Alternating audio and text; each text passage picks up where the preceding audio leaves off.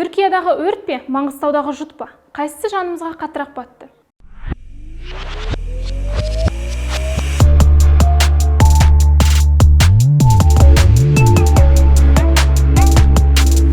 Баршаға сәлем.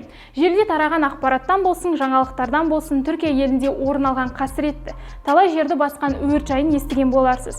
Бүгінде елдің денсаулық сақтау министрі Фахретдин Қожаның мәлімдеуінше, орман өртінде қаза болғандар саны 8 адамға жеткен, 864 адам зардап шеккен. 21 аймақта 63 орман өртке оранды. Оның 20-сында жалын әлі басылмаған, 43-і бақылауға алынды. Қазіргі таңда тілсіз жау Анталия, Манавгат, Гюндагмуш, Мугла, Мармарис, Кейджигиз және Милас аудандарында өршіп тұр.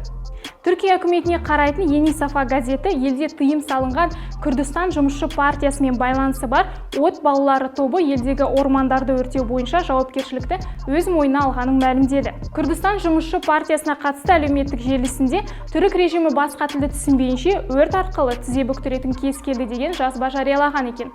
Айта кететін жайт, от балалары 1990 жылдан бері орман өртін ұйымдастырып келеді. Осыған ұқсас жағдай өткен жылы орын алған екен. Әлеуметтік желіде Түркия еліне Қазақстан халқы жарыса қайырымдылық жасап, желіде таратып жатыр. Бұл орайда халықтың ойы екіге бөлінді.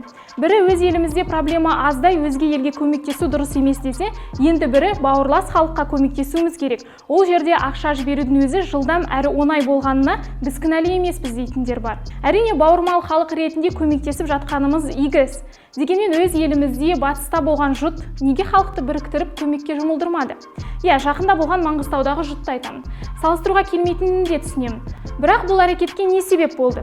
Неге Маңғыстаудың қасіретін бірге тартпадық деген сауалға бірге жауап берейік. Біріншіден, елді жұмылдыратын бастаманың жоқтығы ма? Яғни төтенше жағдай туындаған кезде халықты бірігуге шақырып, ұйымдастыру шараларын мойнына алатын ұйымның, қозғалыстың жоқтығы ма? Белсенділер мен әкімдіктің бірге жұмыс жасай алмауынан ба? Екіншіден, біз қасіретті бастан кешіруге әбден үйреніп қалдық па? Әдеттегі жағдай үкіметтің де халықтың да қателігінен болып жатыр. Жауаптылар, басы қасындағылар шешер деп жүре береміз бе? Үшіншіден, біздің санамыз қажетсіз ақпаратпен уланып қалған ба? Орын алған жағдайға қалай реакция беруді білмейміз, ақпаратты сұрыптай алмаймыз. Түркия еліне неге бірден көмек беріліп жатыр? Бұл жерде біздің әртіс блогерлердің посттарын айтпаймын. Түркия елінің халқы бірден бірігіп, ұйымдасқан әрекет жасауын айтамын. Көбіміз сториске салғанымызбен қазақстандықтарға қолжетімсіз болды. Қаражат аудара алмадық, сондықтан да көмек бердік деп айту артық дейді. Мәселе бастаманы қолдаудың өзінде болып тұр ғой. Бізге келетін болсақ, ең алдымен Маңғыстау билігі яки жергілікті атқарушы орган, Ауыл шаруашылық министрлігі жұттың алдын алу үшін ешбір шара қолданбай, жағдай орын алған кезде жария етпей, барынша жасырып баққан. Ал түрік елінде қала әкімдері от өшіруге дейін шығып, көмек жиындарын ұйымдастырып, халықты ақпараттандырғанын атап өту керек. Оны тіпті Instagram парақшаларынан да көре аласыздар.